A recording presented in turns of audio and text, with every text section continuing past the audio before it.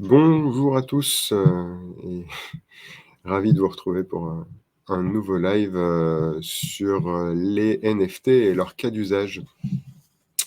Pour remettre le contexte, je suis Stanislas Mako, le fondateur de CalArt. CalArt, c'est une plateforme qui permet de vendre des NFT en euros ou en dollars et pas du tout en crypto. On manipule aucune crypto.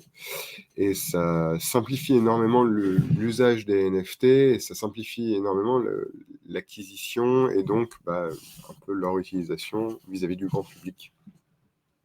On lance au fur et à mesure du temps différentes offres auprès des entreprises, donc soit pour émettre des NFT, soit pour mettre en vente des NFT au travers de CalArt.io, au travers d'une plateforme en marque blanche faite pour vous, ou à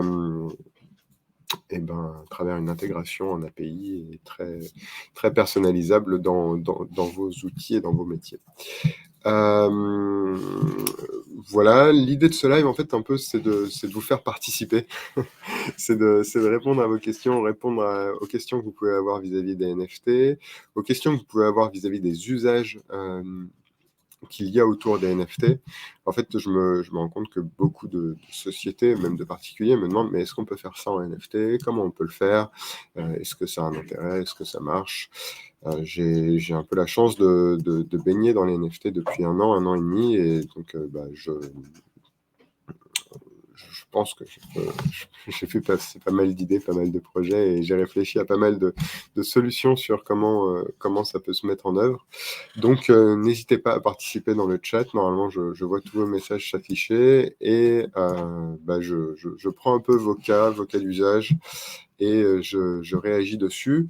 En même temps, moi, du coup, pour faire un peu le fil conducteur, je vous partage un peu les cas d'usage que j'ai eu au cours de la semaine, les échanges que j'ai pu avoir avec certains d'entre vous, certaines sociétés, et puis si ça peut alimenter, vous, votre réflexion sur comment les NFT peuvent apporter quelque chose, soit je dirais en business pur, en offre commerciale, soit en fidélisation et en service annexe autour de votre cœur de métier. En attendant les premières questions et les premières réactions, ce dont je peux vous parler, c'était donc la semaine dernière, on avait écouté, j'avais parlé plutôt des jeux concours et des cas d'usage des NFT dans les jeux concours, des gains qui peut y avoir liés à ça, et comment les NFT peuvent être aussi utilisés au niveau des préventes. Bonjour Amélie. Cette fois-ci, j'ai eu une question à la fin du live précédent au cours des rediffusions, parce que du coup, vous regardez aussi les rediffusions de ce live et j'apprécie. Au sujet du marché de l'immobilier et comment en fait les NFT ont une utilisation dans le marché de l'immobilier. Et c'est vrai que c'est assez intéressant aussi comme cas d'usage qui n'est pas forcément connu. Et pourtant, il y a de quoi faire. C'est l'idée qu'en fait, les NFT peuvent représenter un bien immobilier ou une part d'un bien immobilier. Et en fait, comment ça peut se concrétiser derrière? Il y a un projet qui existe déjà qui s'appelle WinCity, WINCITY, qui est une société française qui met en vente en fait des biens au travers de NFT. Et c'est vrai que c'est assez intéressant parce qu'on peut y voir plusieurs intérêts. Par exemple, celui qui possède le NFT qui correspond à un bien immobilier touche une rente vis-à-vis de cette possession. Et en fait, les NFT peuvent aussi avoir un peu ce rôle de source de financement, un peu autour d'une prévente, comme on montrait aussi une SCI, où en fait, vous allez pouvoir alimenter un fonds qui va permettre l'achat d'un bien immobilier et derrière bénéficier en fait soit des revenus issus de ce bien, soit la possibilité de revendre votre NFT pour transmettre les revenus afférents. Et ça simplifie probablement énormément toute la conception du modèle autour de ça. Donc il y a déjà des projets qui existent, mais je pense que s'il y en a, ça veut dire qu'il peut y en avoir. plusieurs, et c'est probablement assez intéressant à mettre en avant comme type d'usage. Ça peut du coup aussi se monter, l'intérêt du dématérialisé, c'est que ça peut se monter très facilement sur Internet, et ça peut donner un peu cette conception de l'actif immobilier qui est physique et qui ne peut pas bouger, qui ne bougera jamais a priori. Si vous prenez un immeuble dans Paris, il va être difficile à déplacer. Mais l'avantage, c'est que vous allez pouvoir peut-être plus facilement mobiliser toute une communauté autour d'un projet immobilier, par exemple. Ça peut être purement financier, mais ça peut être aussi peut-être un lieu, un lieu d'accueil ou un lieu d'échange. Il y a potentiellement plein de choses à voir autour des NFT dans le monde de l'immobilier. Après, ça va être, je crois que c'était Kwang qui avait posé cette question, et s'il est là, on pourra interagir avec lui sur le sujet. Mais oui, il y a des choses qui ont déjà été faites. Je pense qu'il y a des choses à faire aussi dans les mois ou dans les années à venir autour de ça. Bonjour Héloïse aussi, qui nous a rejoint. Sachez qu'on est diffusé à la fois sur Twitch, LinkedIn et Twitter. Donc, on peut rejoindre le flux sur plusieurs chaînes.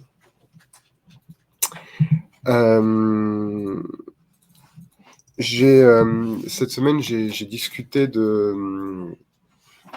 aussi des NFT avec des avocats.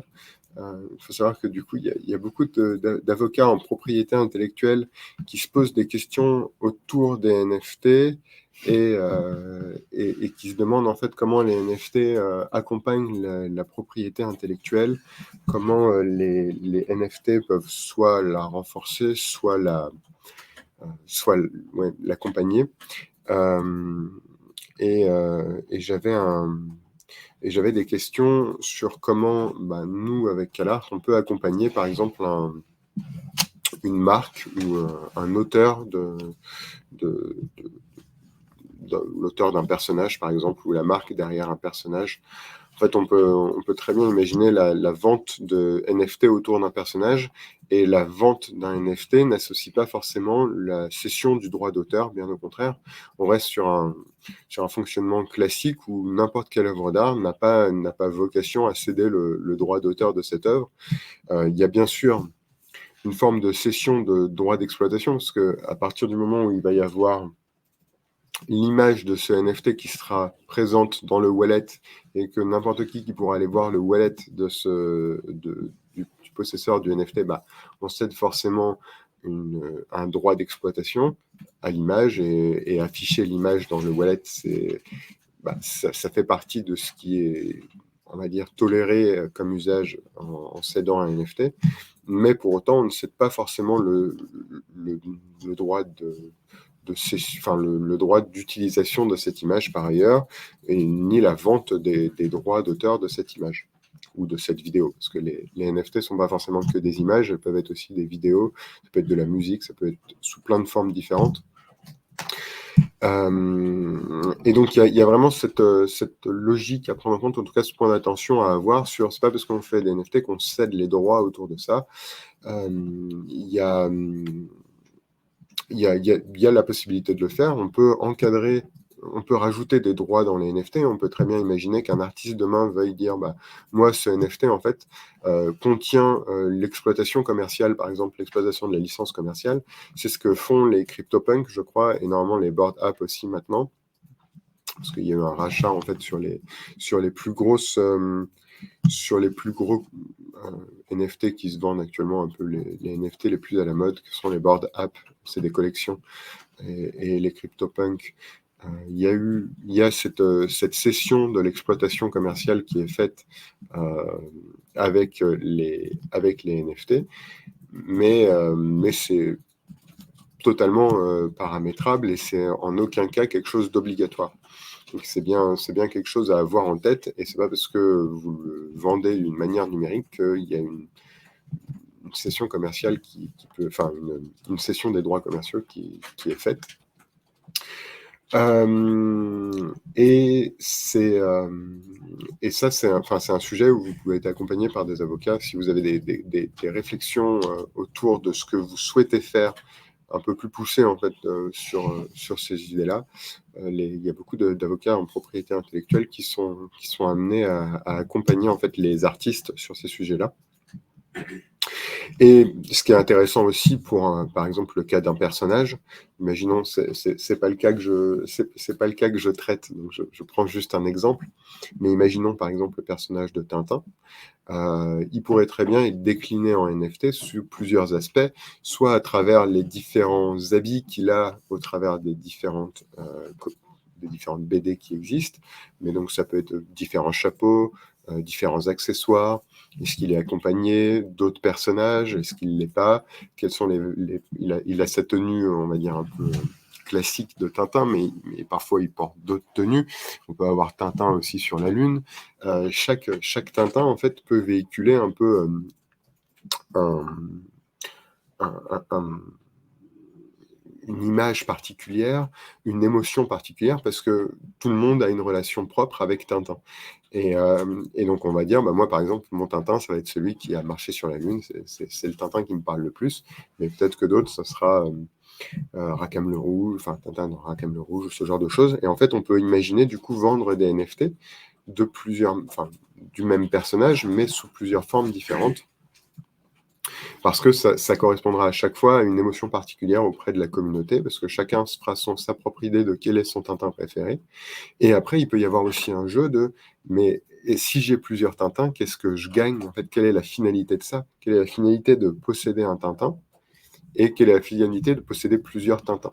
Parce que posséder un Tintin, peut-être que ça n'apporte rien, mais peut-être que si on a 3, 4, 5 Tintins, bah, on peut avoir un objet, pour le coup, peut-être un objet physique cette fois, qui va correspondre à une symbolisation de tout ça. Donc ça peut être peut-être un objet en rapport avec j'ai envie de dire l'environnement Tintin ou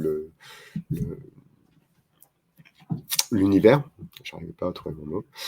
Ça peut être un objet en rapport avec l'univers Tintin, ou ça peut être peut-être accéder à un club particulier ou accéder à des événements autour de Tintin. Pourquoi pas, là, il va y avoir le salon du livre à la fin du mois d'avril, je crois. Peut-être que, du coup, celui qui est possesseur des 3 NFT peut avoir 3 NFT de Tintin peut avoir un accès payé par l'éditeur au salon du livre et avoir, je sais pas moi, accès à une soirée peut-être, ou ce genre de choses. Oui, Amélie, on est totalement dans l'idée des collectibles autour de Tintin, mais pour le coup, c'est aussi des collectibles autour d'une image qui existe déjà. En fait, il n'y a pas forcément besoin de recréer des nouvelles choses pour créer des collectibles. Des collectibles d'environnement qui existent sont parfois pertinents, et c'est vrai que c'est un cas que j'ai eu à traiter hier. Ça dépend en fait ça dépend des univers, ça dépend de la puissance en fait du personnage qui existe déjà. Si c'est un personnage qui est peu connu aujourd'hui, en fait, il est probablement plus intéressant d'en créer un nouveau et de lui faire en fait, de le faire exister dans l'univers des NFT à part entière. Mais un personnage comme Tintin, par exemple, qui n'est pas celui que j'ai traité, hein, c'était purement comme ça pour le prendre en exemple.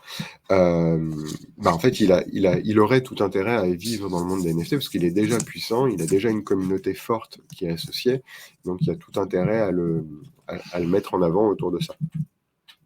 Mais après, ça peut être aussi des nouvelles choses qu'on crée autour d'un nouveau personnage ou autour d'un sujet. Et ce qui est d'ailleurs un peu ce que je crois que tu veux faire, si je ne dis pas de scoop. Le Enfin, pour moi, c'est des choses qui existent. Après, je pense que les collectibles, il ne faut pas forcément s'arrêter qu'aux collectibles et il faut vraiment réfléchir à l'usage qu'il y a derrière. Collectionner des Tintins, alors tout le monde collectionne des livres de Tintin et on peut tous le faire, avoir la collection des Tintins, c'est intéressant, mais le faire dans le monde des NFT, il faut probablement réfléchir à l'usage qui va être derrière ça, donc probablement réfléchir à pourquoi est-ce que je collectionnerais autant de Tintins. Quand on a les livres Tintin, quand on a les BD, bah, c'est bien, c'est pour connaître l'histoire de Tintin de A à Z, et c'est collectionner les BD de Tintin, c'était la seule façon de connaître l'histoire de Tintin de A à Z. Collectionner des personnages de Tintin, bah, c'est aussi vouloir être dans l'univers de Tintin, et qu'est-ce que ça amène, qu'est-ce que ça débloque. C'est sur ces sujets-là qu'il faut aussi s'intéresser. Mais dans le monde de Tintin, et là on ne sera pas forcément dans l'univers des collectibles, mais plus pour rester dans le monde de la BD, on peut très bien imaginer acheter des planches de l'œuvre originale de Tintin et avoir des planches comme de BD, mais sous forme de NFT, parce que je ne sais pas si Tintin est encore dessiné à l'heure actuelle ou si Tintin est fait sur un ordinateur. Mais c'est un sujet qui existe complètement et que je vois par ailleurs. Donc même dans des sujets en fait où on peut avoir une logique de collectibles au début, c'est pas le collectibles n'est pas forcément la fin et il y a plein de façons pour un même univers d'appliquer des NFT.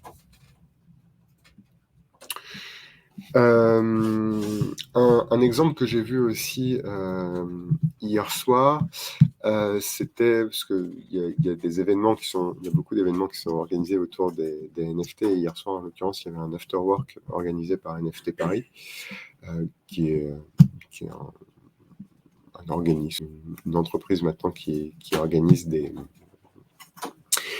événements autour des NFT sur Paris. Et je rencontrais quelqu'un du monde de la musique. Alors, c'était pas du coup quelqu'un de Pianity, c'était quelqu'un de Atlanticus Music. Et eux, en fait, font des NFT autour de la musique. Et c'est vrai que, enfin, on sait que la vie d'artiste est compliquée, et la vie d'artiste à la fois classique, enfin, j'ai envie de dire artiste plasticien, sculpteur ou peintre, mais aussi artiste musicien. C'est pas forcément évident de vivre de sa création. Et en fait, c'est vrai que la monétisation des œuvres de musique peut aussi se faire au travers des NFT. Il n'y a pas forcément une fin. Enfin, la musique est de plus en plus une œuvre numérique par essence, pas en particulier pour la musique électronique, mais je pense pas quasiment tous les genres de musique maintenant. Et en fait, il y a de plus en plus de plateformes qui permettent de vendre des musiques en NFT. On a ça aussi sur CalArt, parce que sur calart.io, vous pouvez vendre vos œuvres directement. Et du coup, on a tout un genre de NFT autour de la musique. Ce qui est intéressant, en fait, c'est que du coup, là, on a vraiment les communautés des auditeurs d'un artiste qui vont acheter le NFT comme ils achèteraient le CD. Mais en réalité, maintenant, on achète de moins en moins de CD parce que c'est un format qui se fait de moins en moins. Il y a peut-être un retour au vinyle à la limite, mais on consomme de plus en plus de la musique dématérialisée au travers de Spotify, d'Apple Music et de toutes ces plateformes, soit de streaming, soit d'achat de musique en ligne. Et en fait, le NFT permet de ramener cette manière de financer directement un artiste pour le contenu qu'il crée. Et cette fois, c'est pas du contenu visuel, c'est du contenu auditif. On peut l'accompagner d'un clip et en faire une vidéo. Et on peut vendre de la musique sous forme de vidéo avec un clip de musique. Mais le but, en fait, c'est aussi de se dire que ça va rémunérer de toute manière, quoi qu'on vende, que ce soit le fichier MP3, le Wave, le FLAC ou la vidéo, c'est derrière de rémunérer l'artiste et l'auteur de la musique. C'est un bon début, et en plus, avec l'application du droit de suite, en fait, il y a toute une vie de l'œuvre qui continue, et on peut se dire que en fait, on va revendre le NFT au fur et à mesure du temps, soit parce que c'est une musique qu'on n'écoute plus, soit en fait parce que c'est aussi une façon en fait, d'être rémunéré soi-même, parce qu'on va revendre sa musique, donc on va revendre son NFT, on va gagner de l'argent, mais aussi, par exemple sur CalArt, 10% de la transaction ira au créateur, et donc rémunérera le créateur. Donc en fait, même en vendant la musique qu'on a achetée, on continue de rémunérer le créateur qu'on aime ou l'artiste qu'on aime. Et donc en fait, ça entretient le fait qu'il est rémunéré, ça favorise les échanges au sein de la communauté parce que ça rémunère le créateur toujours à la fin. Et en fait, les NFT sont une excellente façon pour les artistes d'une manière générale d'être rémunérés et d'être rémunérés beaucoup plus efficacement que ce qui se fait au travers d'une vente dans un réseau de vente traditionnel parce que on est dans un monde décentralisé, le plus décentralisé possible, et donc il y a beaucoup moins d'intermédiaires, donc beaucoup plus de rémunération finale pour l'artiste. Et donc voilà, dans le monde de la musique, c'est quelque chose qu'on voit de plus en plus. Et c'est vrai que c'est des cas d'usage assez intéressants. Je ne sais pas si vous avez des questions, des réactions à ce que je dis. N'hésitez pas à partager. Je vois que vous êtes plusieurs sur les différentes plateformes. Donc, n'hésitez pas à interagir ou juste dire bonjour pour montrer que vous êtes là. C'est toujours agréable.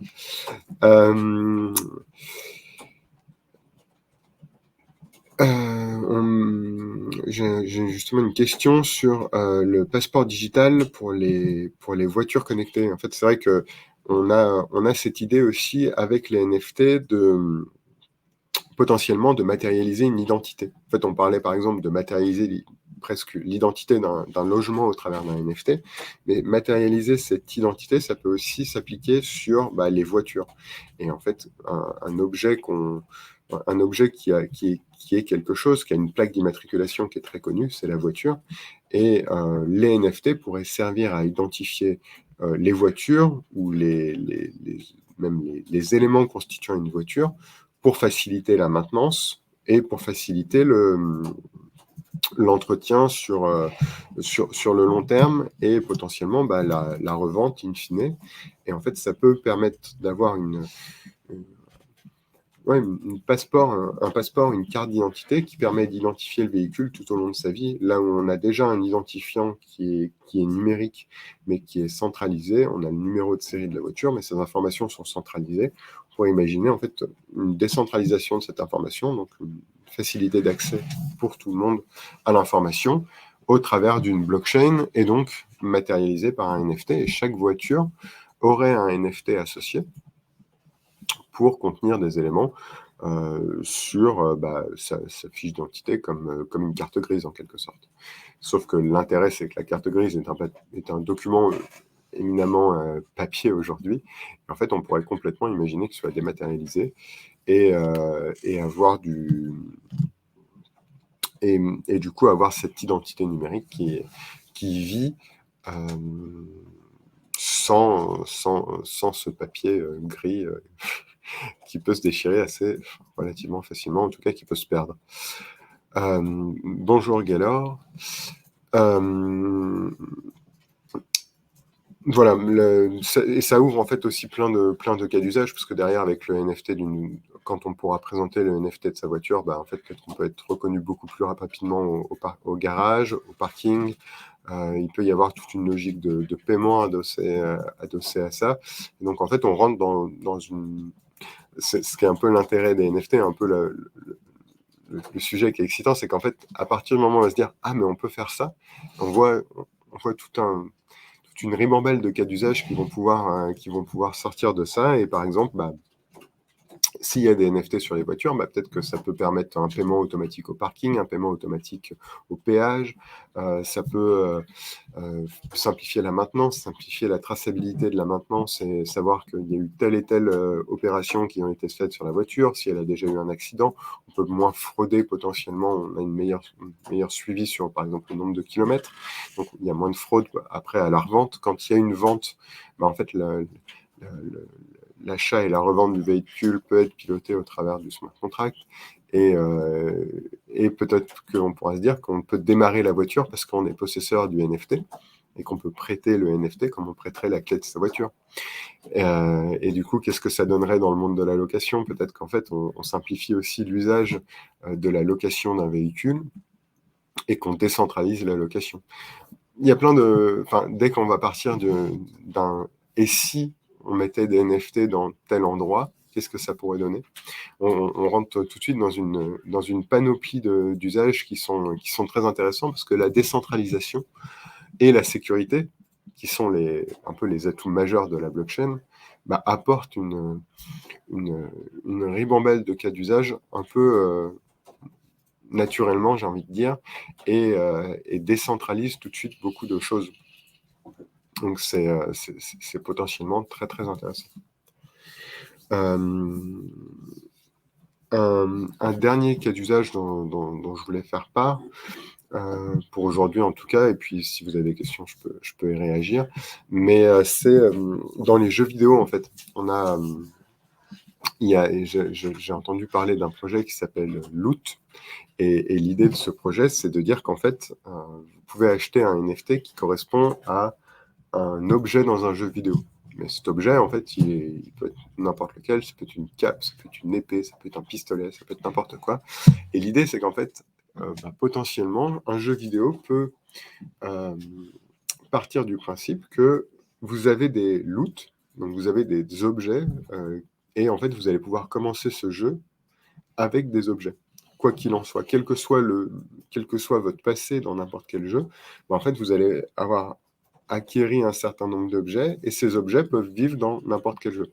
Alors peut-être qu'il faut y rajouter une certaine cohérence, mais peut-être que même au sein d'un jeu vidéo donné, et au sein des différentes itérations du jeu vidéo, parce que maintenant, on peut avoir Far Cry 1, Far Cry 2, Far Cry 3, Battlefield, je ne sais plus combien il y en a, Rainbow Six pareil, et on peut imaginer qu'il y ait au fur et à mesure du jeu, en fait, vous continuez de garder les objets que vous avez accumulés dans les jeux précédents.